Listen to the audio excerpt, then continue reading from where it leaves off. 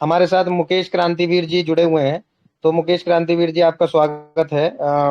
और क्या कहते हैं, उनसे कहने की जरूरत नहीं है, उनको सभी जानते हैं, कैमरा भी वो खोल सकते हैं। अगर मेरी आवाज उन तक आ रही होगी तो वो अपना माइक खोल के शुरू करेंगे। 10 मिनट का समय उनको भी दिया जाएगा। फिर एक और भाई है हमारे साथ।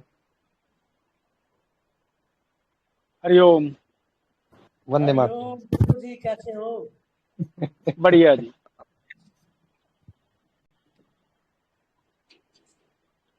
तो तालियां बजवाना चाहते हो कि गालियां सुनना चाहते जैसा आप चाहें वैसा हम करवा सकते हैं।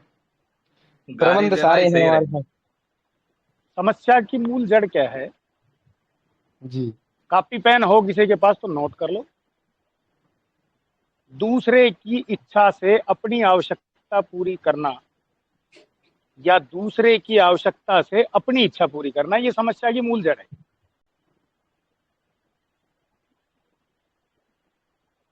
यहाँ घटनाओं पर बात ज्यादा होती है। मेरा आइडिया परफेक्ट है, परिणाम क्या होगा, यदि इस पर बात करें तो शत्रुता पैदा होती है। 2 साल से एक बात कॉमन है जो हम सुनते आ रहे हैं कि लोग जागरूक नहीं हो रहे। तो भैया सबसे पहले तो ये मंथन करने की जरूरत है कि लोग जागरूक क्यों नहीं हो रहे। या तो हमें समझाना नहीं आ रहा या फिर सामने वाले में समझने की क्षमता नहीं है। तो अगर हमें समझाना नहीं आ रहा तो दिक्कत हम में है, और अगर सामने वाले में समझने की क्षमता नहीं है तो इसका मतलब हम ही समझदार नहीं है, जो हम सही आदमी को ढूंढ नहीं पा रहे। दूसरा नंबर, ये पूरे का पूरा जो खेल है इसे राजनीति कहा जाता है। राजा का काम होता है व्यापारी को प्रोटेक्ट करना, और व्यापारी का काम होता है जनता को लूटना। अब यहां होना क्या है, देखिए, सिस्टम को चलाने में और बदलने में केवल दो ही तरह के लोग काम करते हैं। बुद्धिमान नीतियां बनाता है, और जो उसको बिना किसी सवाल के, बिना किसी कंफ्यूजन के फॉलो करता है, वो व्यवस्था चलाते हैं और बदलते हैं। यदि ऊपर बैठे हुए केवल बुद्धिमान हों और वो बुद्धि का प्रयोग अपने स्वार्थ पूर्ति के लिए करें तो पूरे समाज और प्रकृति का सत्यानाश कर सकते हैं। और यदि ऊपर बैठे हुए विद्वान हों और वो हर किसी का ख्याल रखें तो ये प्रकृति, जनजीवन, जीव जंतुओं का जीवन मजे से चलता है। यहां दिक्कत क्या हो रही है कि समझा हर कोई रहा है, समझने के लिए कोई तैयार नहीं है। हर किसी के दिमाग में एक बात डाल दी गई कि समाधान केवल ये है। हर कोई ये कह रहा है कि मैंने ये किया। भैया बंदर को प्रधान घोषित कर दिया राजा जंगल का। अब बंदर पेड़ से पेड़ पर घूम रहा है और कह रहा है मैं काम बहुत कर रहा हूं, लेकिन परिणाम क्या हुआ खुद को भी नहीं पता। राजा की ताकत मुद्रा होती है। सीधी सीधी बात है, जब तक हम मुद्रा के लिए काम कर रहे हैं तो हम दूसरे की आवश्यकता के अनुसार काम कर रहे हैं। यदि हम वस्तु के लिए काम कर रहे हैं तो हम अपने लिए काम कर रहे हैं। या तो अपनी जरूरत अपनी इच्छा के अनुसार पूरी कर दो, राजा खत्म, तंत्र खत्म। बच्चे को 5 साल से लेकर 25 साल तक शिक्षा दी जाती है, उसे करना क्या है? 25 साल बाद जो उसने सीखा उसको और ऊपर तक पहुंचाया जाता है, उसे पारंगत किया जाता है। यहां दिक्कत क्या हुई कि 5 साल से 25 साल तक तो केवल एक बात सीखी कि कंपनी में नौकरी करनी है, रुपया लेना है, माल बेचना है, कोर्ट में जाना है, वकालत करनी है। यानी ले देख के जड़ एक है कि सिस्टम को पालना है। अब यहां बात क्या हो रही है? रुपया चाहिए। तो भैया 2 साल पहले से मैं ये जिक्र कर रहा हूं, अंकुर भाई के पास भी 20 लोगों के फोन आए, कईयों ने तो आत्महत्या की बात की और अब लोग आत्महत्या कर भी चुके हैं। यहाँ बात हो रही है कि जैसे ये भाई साहब कह रहे थे अभी कि 2 लाख लोगों को 10,000 की सैलरी पर करेंगे। ठीक है जी, कल को सरकार कहेगी कि अगर आपको पैसा प्रयोग करना है तो डिजिटल करना पड़ेगा और वैक्सीन लेनी पड़ेगी। भैया सबसे पहली बात यह है, अगर आपको कुछ बदलना है तो सबसे पहले ये समझना पड़ेगा सरकार क्या कर सकती है और क्या कर रही है। अगर अपनी योजना आप चलाते हैं। दूसरी बात, देखिए सिस्टम बिगड़ा क्यों? समाज मजे से चल रहा था, कुछ लोग आए और उन्होंने समाज के ऊपर अपनी बंदिश लगानी चालू कर दी, लेकिन सरकार पर समाज ने बंदिश नहीं लगाई। समाज के मूल सिद्धांतों को, मूल सिस्टम को खत्म करते चले गए और समाज में जो लोग सरकार के सिद्धांतों के खिलाफ लड़ सकते थे, उनकी जगह या समाज में सत्ता के चाटुकार बिठा दिए। अब वो केवल एक काम कर रहे हैं, सरकार बहुत बढ़िया कर रही है, यानी सरकार को पालेंगे भी और सरकार से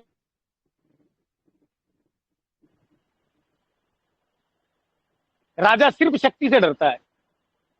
अब जैसे भाई कह रहे थे कि लोग सुन नहीं रहे हैं, भैया एक काम करो, एक छोटा सा 90% जनता पर राज किया जाता है, 10% लोग हैं जो आपस में लड़ते हैं, तो 5% से ज्यादा तो तुम्हारे साथ आ ही नहीं सकते। 100% जनता की तो भूल जाओ। क्यों? क्योंकि भैया जिसकी समझ में नहीं आ रही उसे ही तो आप समझा रहे हो, और अगर उसमें समझ होती तो वो तुम्हें समझा रहा होता। तुम्हें समझाने की, मुझे समझाने की क्या जरूरत थी? वो ही हमें समझा रहा होता। ये दिक्कत है स्वामी जी, लगवानी नहीं है।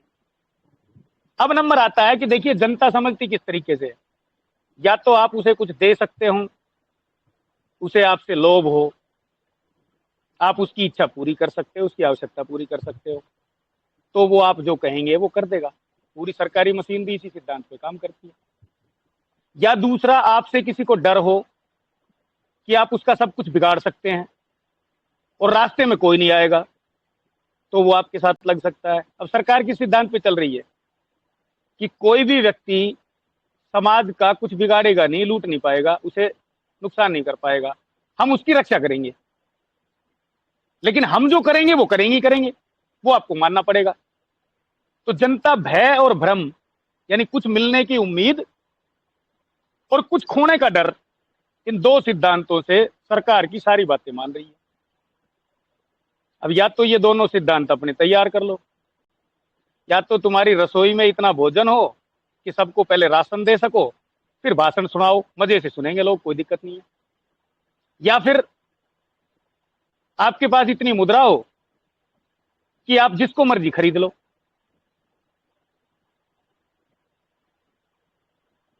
सैनिक चाहिए तो भारत सरकार के वर्तमान के फौजी आज ही आप जाके सीधा सीधा एक कर दो कि तनख्वाह, हम हर सैनिक की तनख्वाह डबल कर देंगे, आज से हमारे लिए काम करो। सारी फौज तुम्हारे पक्ष में बंदूक लेकर खड़ी हो जाएगी भारत सरकार के खिलाफ, सारी पुलिस खड़ी हो जाएगी।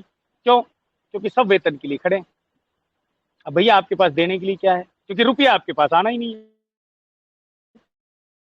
आना क्या है?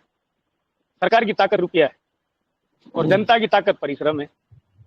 अब यहाँ दिक्कत क्या हो रही है कि एक तरफ तो हमने फसलें और नस्लें उनको बेच दी, हम तैयार इस बात की करने की हमें सरकार की गुलामी करनी है, और फिर हम कह रहे हैं कि हमें कुछ चाहिए। अब दूसरी बात, अपने अपने विचार हैं, अपनी अपनी जानकारियों के आधार पर हर आदमी का माइंड सेट हुआ है।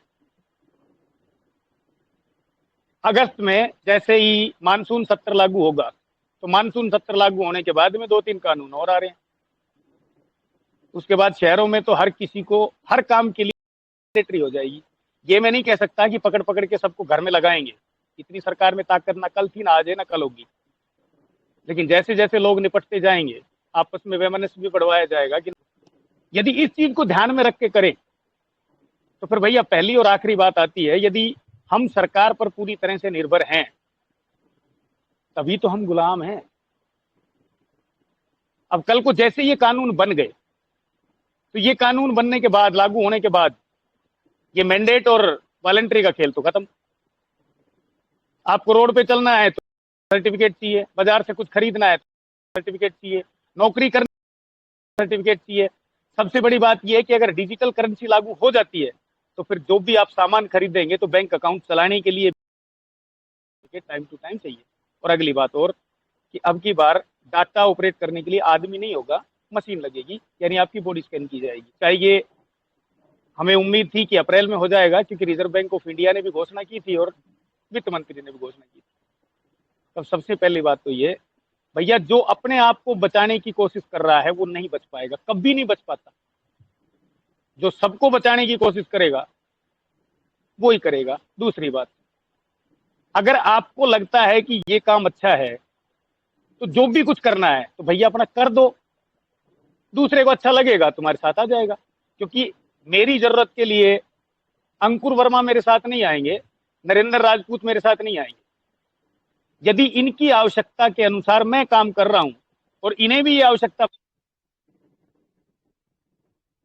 है, तो ये मेरे सहयोगी बनेंगे और आज तक बनते आए और आगे बनेंगे। क्योंकि भगत सिंह ने बटुकेश्वर दत्त को बुलाया नहीं था। बटुकेश्वर दत्त भी चाहता था देश आजाद हो, भगत सिंह भी चाहता था देश आजाद हो, इसलिए सारे साथ जुड़ गए। लेकिन सबसे बड़ी बात यह है कि ये जो क्षेत्र है ये पॉलिटिक्स या व्यापार का नहीं है, ये राजनीति का क्षेत्र है। व्यापार को सिर्फ राजनीति के द्वारा खत्म किया जाता है। अब राजनीति क्या कहती है, राजा के साथ युद्ध कैसे लड़ना है।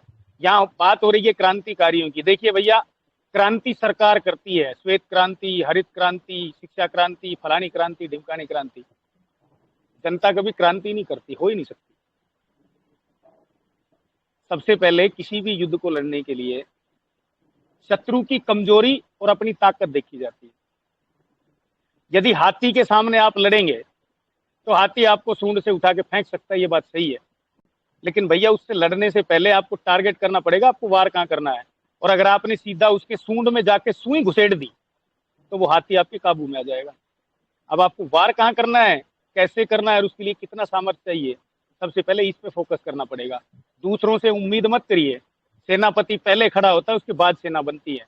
यदि आप ये चाहते हैं कि दूसरों से अपना काम करवाएं तो भैया 400 साल तो अंग्रेज हो गए, 1600 से लेके 2020 आ गई। हर कोई दूसरे से करवाना चाहता है। उससे पहले 1000-1200 साल, 1500 साल मुगलों के साथ भी यही हुआ। राजा से राजा लड़ते रहे, कोई उनके साथ रहा, कोई उनके विपक्ष में रहा। जनता सिर्फ इसी बात पे खुश थी, एक अत्याचार कर रहा है, दूसरा आया, उसने कहा हम अत्याचार से मुक्ति दिलाएंगे। जनता ने जयकार कर दी, उसकी फौज में भर्ती हो गई। पहले वाले फौजी मर गए या वो हटा दिए गए, दूसरे वाले फौजी भर्ती हो गए।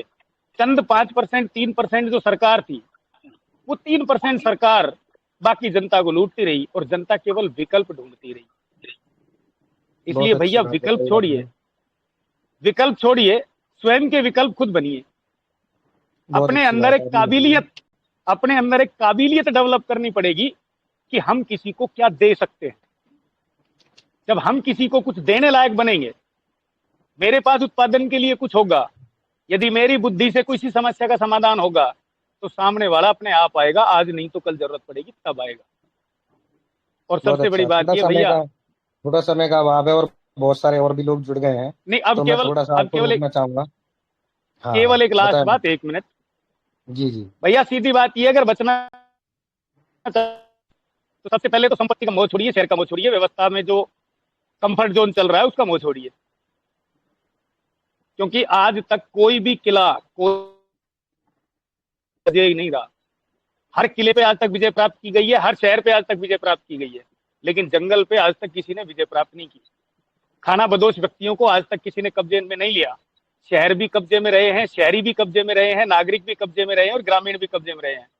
जिस दिन ये मेरा गांव मेरा शहर का मोह छोड़ दिया और अपने आप को ये समझ लिया कि अब जीना है तो प्रकृति के साथ मजे से जीना है, उस दिन ये पूरी दुनिया आपकी है। उस दिन आपको कोई हराने वाला नहीं है। और घर से बाहर निकलते ही मनोबल भी मजबूत होता है और शरीर भी मजबूत होता है। और जब ये सोच के चल दिया कि हम सरकार से लड़ नहीं सकते और जीत नहीं सकते, तो फिर समझ लीजिए कि उसने अपनी डेथ सर्टिफिकेट पे आत्महत्या करके अपने साइन खुद कर दिए हैं। बहुत अच्छा, तो बहुत अच्छा। जिसको भैया ये लग रहा हो कि बचना है, वो पर्सनल मुझे डीएम कर सकता है। सुरक्षा की गारंटी मैं देता हूं, अगर कोई और देता हो तो बता दो। मैं सुरक्षा की गारंटी देता, लगने दूंगा ना मरने दूंगा। शर्त सिर्फ एक है, जो आपने सीखा यदि वो प्राकृतिक और वैदिक रीति के अनुसार जीने में एक सार्थक कदम रखता है तो ठीक है, और अगर नहीं रखता तो फिर जो हमारे दादा परदादा करते आए थे वो आपको करना पड़ेगा और सीखना पड़ेगा। निकम्मों के लिए जगह नहीं है। हरिओम। बहुत बढ़िया, बहुत बढ़िया, बहुत बढ़िया। तो बहुत अच्छी तरीके से आपने समझाया, और आपकी तो लोग बाग बहुत समय से सुनते आ रहे हैं, और बहुत सारे लोग आपके विचारों के ऊपर अमल भी कर रहे हैं। वो बात हो रहा है कि आपको वो बताते नहीं है, मगर वो कहीं अंदर खाने से आपका कार्य जो आप बताते हो वो कर ही रहे हैं।